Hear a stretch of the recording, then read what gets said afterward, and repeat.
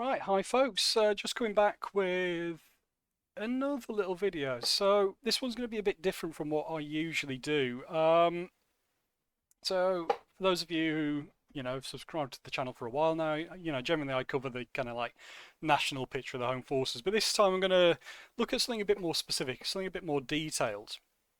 So I got itchy nose now. And this is something that's come out of like recent chats in the comments with two of my subscribers, so in particular Phil, who we've discussed this quite a bit into the subject of how orders were issued and how information was transferred and moved. How information was issued. Sorry, I've got really itchy nose. Um, in a pre-digital age, so in an analog fashion. So a key part of operations during the Second World War, and it was no different from the Home Forces, was issuing orders. And this was done by and large by using paper orders, for example. So although a lot of these units had radio communications and the telephone network. I don't know why I said that telephone network. The telephone network orders were still issued on paper. And a surprising amount of planning went into something as simple as moving troops. And this was, I just had a bit of my brain kind of kicked off at this morning. I thought, let's just do a little video looking at this because I think Phil will find this interesting, and it's something that gives everyone a bit of a wider insight into how orders were issued and how the army operated in a pre-digital age. And although this is only 80 years ago, there's a surprising amount of information that's been lost. Such as coordinating the movement of large units, for example. And this is something that I thought I'd just give a quick insight into. So usually this is the type of thing I cover over on Patreon, so I'll put a link in the description if you want to subscribe to my Patreon. So it's something like £5 a month, and you will get a bit more of a detailed insight into things like this. So generally through my research, I've got a lot of documents and a lot of files that I am not prepared currently to share on YouTube, mainly because I'm still looking at them, and I've spent a lot of money sourcing many of these documents. So I don't want to just like put a load of information out on the internet and have it all ripped off when I've done the legwork to and funding, provided the funding to get it. So yeah, generally what I do is provide a more detailed insight on Patreon because people are paying a subscription for that, and I can go into a bit more detail there, and there's a lot less risk of period documents getting copied, out to the content on there. So yeah, please do consider following me on Patreon. The money comes in really useful for gaining some of the documents and a lot more documents that I require for my research, for example. So this video is going to look at orders in an analog world. So in particular, we're going to look at one example of how orders were issued in terms of the Home Forces. So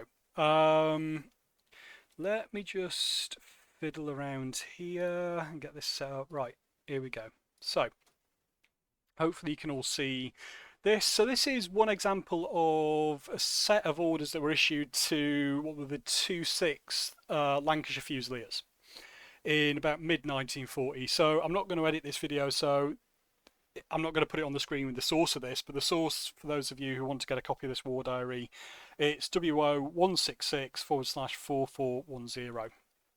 So I've been using this war diary as part of my research into the defences of East Yorkshire, in particular looking at the area of Filey Bay. So this is an area that I've looked at extensively over the last 20 or so years. And it's a place I know extremely well. It's a place I've been going to ever since I was a kid, and it's a place I've been doing archaeological recording on since I was 17. Yeah, so for 20 years, over 20 years now. So the 2/6 Lancashire Fusiliers were just one battalion of many that were kind of deployed to this area of East Yorkshire to defend it from invasion. So these orders date to about early June 1940. And what I thought I'd show you here is how like a kind of standard order was issued. So the 2/6 were, as I've mentioned, deployed to defend Filey Bay, but before doing this they were located in a camp further inland, and it was actually quite an effort to get 800 soldiers of the battalion from this camp inland all the way to the coast. And this is something that goes massively overlooked today. I'm fairly certain a lot of people with a military background just assume that an order would come through and say, right, your troops are moving, off you go. And the reality is, moving 800 troops is not as straightforward as you might think. It's extremely complex, and to get that done efficiently and in a good space of time, that takes a lot of planning. And I thought I'd just go through this document and show you kind of like the process and the level of detail that was required to move a body of 800 troops, in this case a battalion. So this document or set of orders, interestingly, it doesn't have the type of order at the top. You usually get something like a movement order, and it says movement order number whatever, but that's missing from this. So this order starts with just information. So this is here pretty much a summary of the tactical or strategic situation. I can never remember which is which, but this gives you an overview of the situation as of June 1940. So we see here that the 66th Infantry Division was responsible for defending the coastline. They were responsible for defending the coastline from the River Humber all the way up to Whitby. And yeah, so the division was pretty much coming into place in June 1940, and this necessitated a redistribution of units further east, so moving troops in to defend this area as part of the 66th Division, one of which was the 26th Battalion of the Lancashire Fusiliers. Right, so from the midnight 8th and 9th of June, the 66th Division are going to take over defence of the area. As part of this, the 197th Infantry Brigade will hold the left sector from Barmston to Whitby Sands End, and then the 198th Infantry Division will hold the right.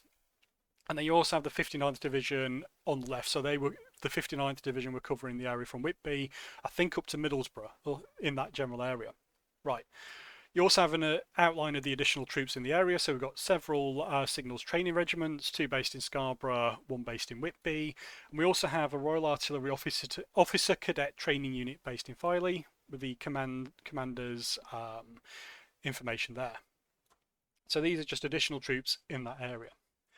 Here we have literally a 1-sentence overview of the intention of this order. So is the intention for the 26th Lancashire Fusiliers to move into the area Hummonby to Reeton on June the 9th, with the aim of defending this area. And then we have a summary of how this was going to be done. And this is where you start seeing the detail of what was going on. So here we have in bullet point A, the 26th Lancashire Fusiliers, minus or less D Company will move by bus, and unit motor transport, D Company will remain in camp. So this is something we see quite often occurring, where the battalion will move and they'll leave one unit behind, so in this case a company. And the possibility for this, or what is happening most of the time, is that that company held back will liaise with the unit that's coming in to occupy the area they were in. They'll do things like hand over intelligence, hand over standing orders, and give a briefing to the troops that are coming in. So that's generally why this is happening. We also see here that things like route, speed and timings are highlighted in Appendix A, which we'll come to, and the order of march, that is the order in which the units will move, is outlined in Appendix B, which we'll look at in a bit. Also interesting to note here is that the battalion, so the 26th, were also responsible for brigade protection as far as Snainton, and thereafter for its own protection only. So I'm going to summarise that the Lancs Fusiliers this was part of a wide brigade move. So as we know, these 2 brigades were moving up to their forward positions on the coast. And as a result of this, the Lancashire Fusiliers were to provide, let's just say, flank protection for the entire brigade during this movement. So that's part of the wider picture of this movement as well. You also have the 66. So the 66th Lancs and Borders, I think it's the Lancs and Borders Division, PRO Company. I think that's Pioneer Company. But don't take my word for that. I'll have to look that up. So you also have the Pioneer Company, or a Pioneer Company of the division, will mark the route.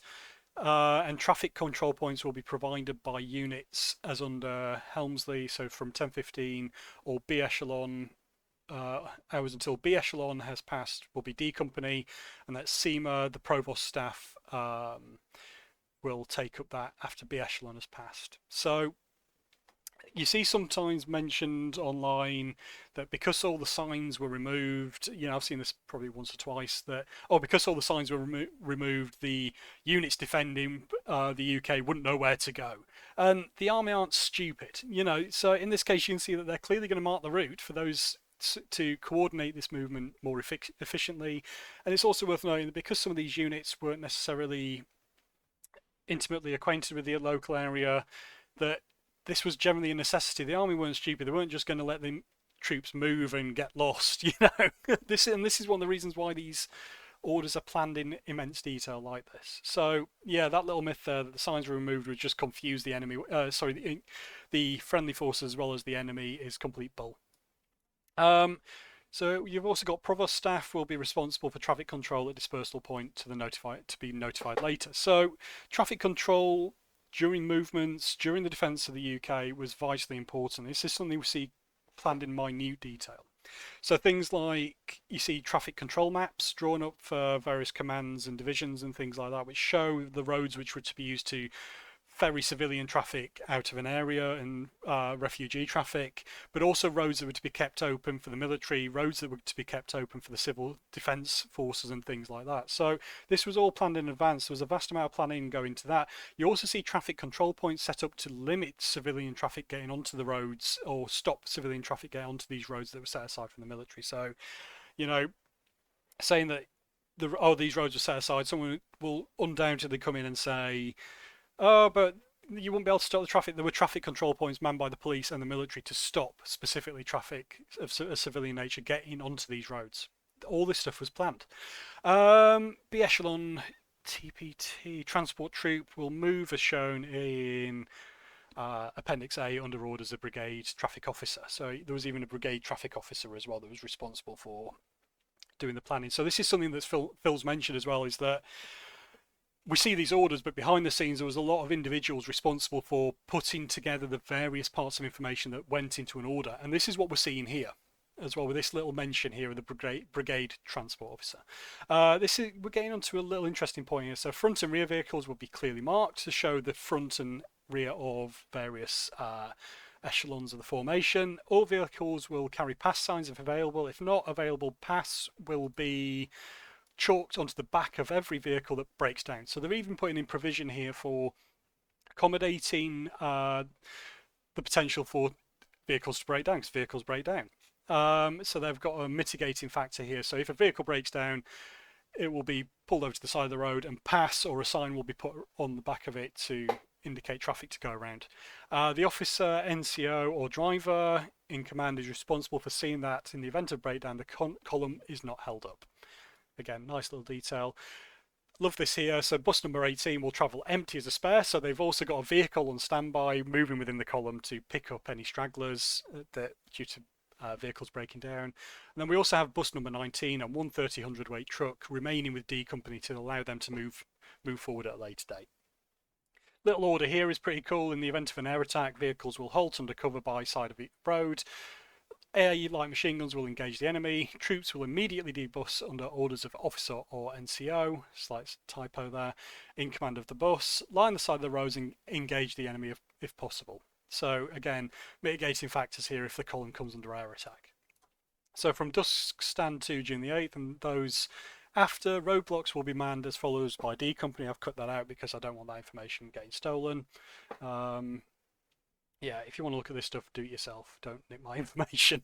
So D Company were also to occupy and garrison the roadblocks to deny civilian traffic to this road before the move taking place. Again, cutting off the road and halting civilian traffic movement so that the movement of the column isn't hindered as much as possible. Right, administration. So this is where we're coming into like the kind of little details of how things were going to take place. I love this little typo there as well. So tentage to be taken, sufficient for the headquarters company. All quartermaster requirements, any surplus will be returned. Left standing D Company, so they're taking as many tents as they can, sufficient for the headquarters company. And tents will be left standing for D Company as well.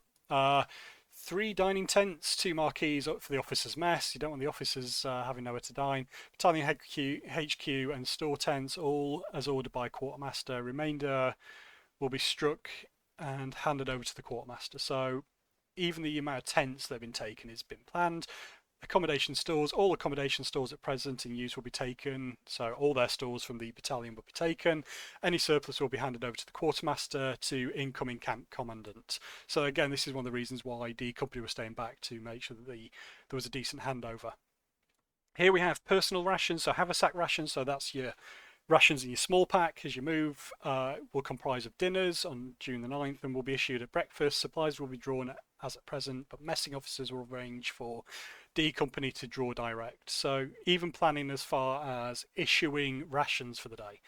All available straw and blackout material will be taken. So they're going to take all the straw with them for filling things like mattresses, so palliasses, and all the blackout material is going to be taken as well, which kind of hints that was that in short supply. Who knows?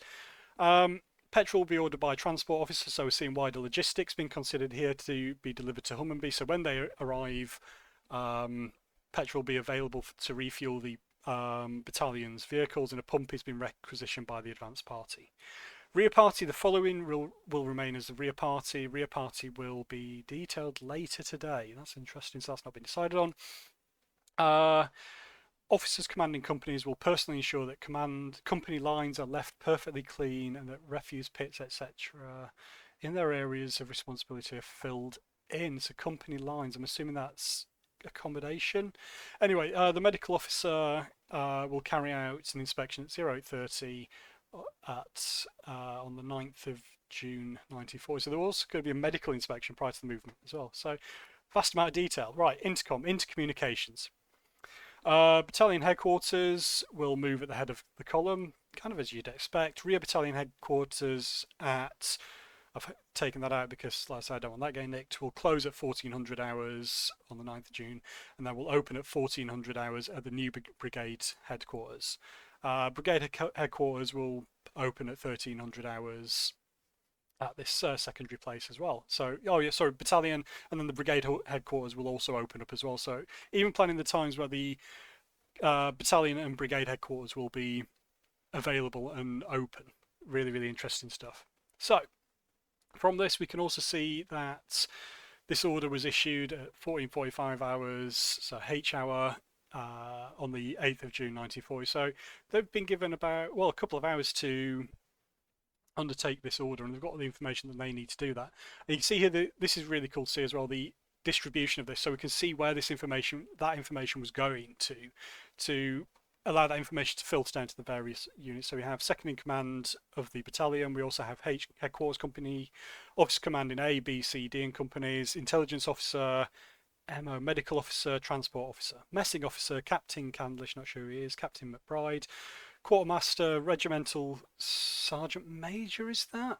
197th Brigade, and then also for the file and the war diary as well. So this is the distribution of this information. So this went to every company, all the headquarters, 2 other officers, messing officers, so they were aware of the situation and they could start getting the ball rolling for what they wanted to put in place. Right, next we should have Appendix A, which is this. So this is the timings and the movement speeds. So even the speed at which the vehicles were to move was planned in advance. We have Unit SP thingy point. I can't remember what that was now. SP. That's gone. It was mentioned earlier. Sorry, I'm just going to have to nip back because that's going to annoy me. SP. No. Let me not get distracted with that. No, sorry. Anyway, the Unit SP of the 26 Lancashire Fusiliers at 10:15. Brigade SP entrance to the lodge. So this is the starting point. That's it, starting point. So you've got that, where they're going to start and what time. The route is going to be from Helmsley to Kirkby Moorside to Pickering. Brigade headquarters is going to follow that all the way up to Pickering. They go off to Brompton. The rest of the battalion are going to follow that as far as Pickering, and they're going to go off to Brompton, onto Seamer, Muston and Humminbee. Speed is 15 MIH, which is... Ooh, MIH, I used to know that. Miles in the hour, that's it. So relatively slow. Density is 15 vehicles to the mile as well. So even the density of vehicles. There's also going to be a halt for 15 minutes at Z hour, so that's 10, 12, 15. So there's going to be a stop of 15 minutes for 12:15, possibly for messing, so they can have the food. But this is interesting to see here that the speed is relatively slow, but I'm guessing this is to allow cohesion and allow the unit to move as one. So this is where we start getting the big details. So we're getting, you know, A echelon, which is defined as the 2nd Lancashire Fusiliers. You've got the number of vehicles, time passed at a point in minutes. So it's going to take them 13 minutes for 49 vehicles to pass at any point on that route. The head is going to set off at 10:30. The rear is going to set off at 10:40 or 10:45. They're going to get to traffic control point 1 at Helmsley at 10:31, and so a minute later. Traffic control point 2 at Pickering, that amount of time later, 40 miles away. SEMA at this time, so the head of the column and the rear of the column. If I really wanted to, I could plot this in GIS and plot this movement, which I might have to do now. And they're going to get to traffic control point 4, so arrival at Hummonby between 30 and 18 and 30, 31. So the head of the column will arrive at that time, the rear at that time. Brigade headquarters, same thing. To 5th Lancashire Fusiliers, so that's a different battalion. They have 50 vehicles. Again, it's going to take them 14 minutes because they've got one more vehicle following the similar route. So vast amount of planning is going into this, even down to the minute. This is military precision, and it just shows how professional the military was at this time. They weren't messing around. They were doing things properly, as you would see, to the letter.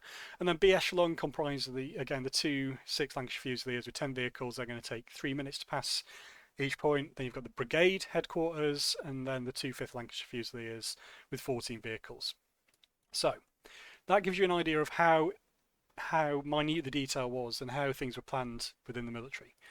And then order of march. So this is the order which, you know, the battalion is to move. So at the front you've got carrier platoon will pass brigade SP start point at Z minus 10. So they're going to set off, the carrier platoon is going to set off 10 minutes earlier than everyone else, followed by the battalion headquarters, the 2nd DRs, not sure what battalion, DRs, no, not sure. Then the light anti-aircraft section, then A company, then the headquarters company, less number 2 platoon, B company, C company, spare bus, another light anti-aircraft section, small arms ammunition reserve, medical orderly, chaplains, transport officer, 2 DRs. That's gone. And then followed by B echelon, which is the assistant traffic officer, cycle platoon, and then 4 vehicles. So that is really cool. I think that's all. Oh no, keep on going. So